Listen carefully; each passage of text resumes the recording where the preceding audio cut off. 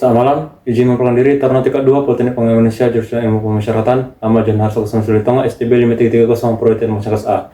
Mental Health in Prison, deteksi dini gangguan kejiwaan di lapas kelas 2A Pekanbaru. Gangguan kesehatan mental di lembaga pemasyarakatan bukan lagi isu kecil. Di balik tembok tinggi dan jeruji besi, ada tantangan yang besar yang tersembunyi, yakni tekanan psikologis, stres, trauma, dan minimnya fasilitas kesehatan mental. Dalam video ini, kita akan membahas bagaimana lapas kelas 2A Pekanbaru mengambil langkah nyata dalam mendeteksi dan menangani gangguan kejiwaan melalui kegiatan webinar nasional yang diselenggarakan oleh Ditjenpas. Pada 2 Oktober 2024, lapas kelas 2A Pekanbaru mengikuti webinar nasional penanganan masalah dan gangguan kejiwaan di UPT Pemasyarakatan. Kegiatan ini diselenggarakan oleh Ditjen Pemasyarakatan untuk memperingati Hari Kesehatan Jiwa Sedunia. Dalam sambutannya, Sekretaris Ditjenpas Supriyanto menekankan bahwa kesehatan mental bukan hanya hak warga binaan, tetapi juga kebutuhan penting bagi petugas lapas. Tanpa mental yang sehat, hubungan sosial, produktivitas, dan kebahagiaan akan terganggu, baik pada petugas maupun narapidana. Webinar ini menghadirkan dua narasumber utama. Yang pertama, Muhammad Kamal, Kapokja Perawatan Kesehatan Lanjutan. Ia membahas pentingnya deteksi dini terhadap gejala awal gangguan mental seperti depresi, kecemasan, dan perilaku agresif. Narasumber kedua, yakni Dr. Natalia Widiasi dari Fakultas Kedokteran UI RSCM, menjelaskan penanganan gangguan mental pada narapidana teroris. Pendekatan psikoterapi khusus diperlukan karena kelompok ini rentan mengalami trauma, delusi ideologis, hingga gangguan fungsi sosial. Kepala Lapas Pekanbaru, Bapak Erwin Franciscus Simangunsong, menegaskan bahwa kegiatan ini menjadi bagian penting dari peningkatan kapasitas petugas untuk mendeteksi potensi gangguan kejiwaan sejak dini. Mayoritas lapas di Indonesia masih menghadapi masalah kronis, overkapasitas hingga lebih dari 100% dari daya tampung ideal. Kondisi ini memicu stres berat, konflik antar warga binaan, rasa terisolasi, dan penurunan kualitas hidup.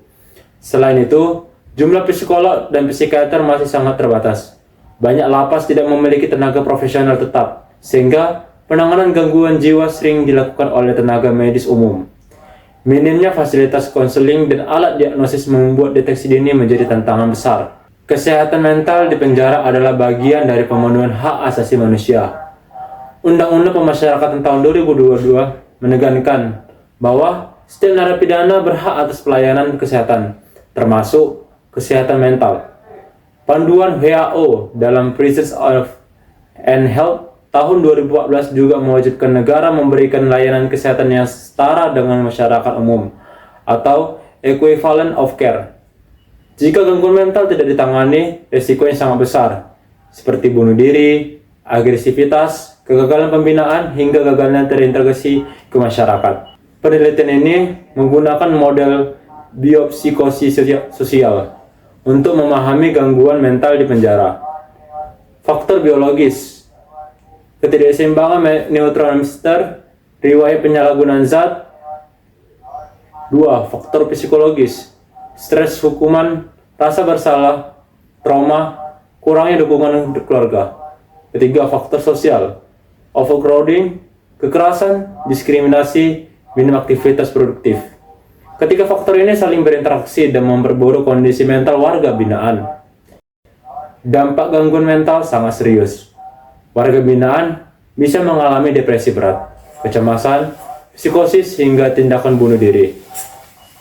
Bagi petugas, kurangnya pelatihan menyebabkan stres pekerjaan, burnout, dan meningkatnya konflik kerja.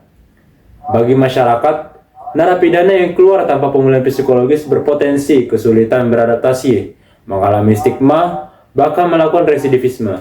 Ada beberapa solusi strategis untuk memperbaiki kesehatan mental di lapas. Pertama, pelatihan rutin deteksi dini untuk petugas. Yang kedua, integrasi layanan mental health ke sistem kesehatan nasional. Yang ketiga, pendekatan multidisipliner. Dokter, psikolog, rohaniawan, konselor, aktivis, serta pekerja sosial. Yang keempat, peningkatan fasilitas konseling dan rehabilitasi psikologis. Dan yang kelima, implementasi standar WHO, Equivalence of Care. Dengan langkah ini, lapas dapat berfungsi bukan hanya sebagai tempat hukuman, tetapi sebagai pusat rehabilitasi mental dan sosial. Kasus lapas kelas 2 Pekanbaru menunjukkan bahwa perubahan menuju sistem pemasyarakatan yang humanis sedang dimulai. Deteksi dini dan peningkatan kapasitas petugas adalah langkah awal yang sangat penting.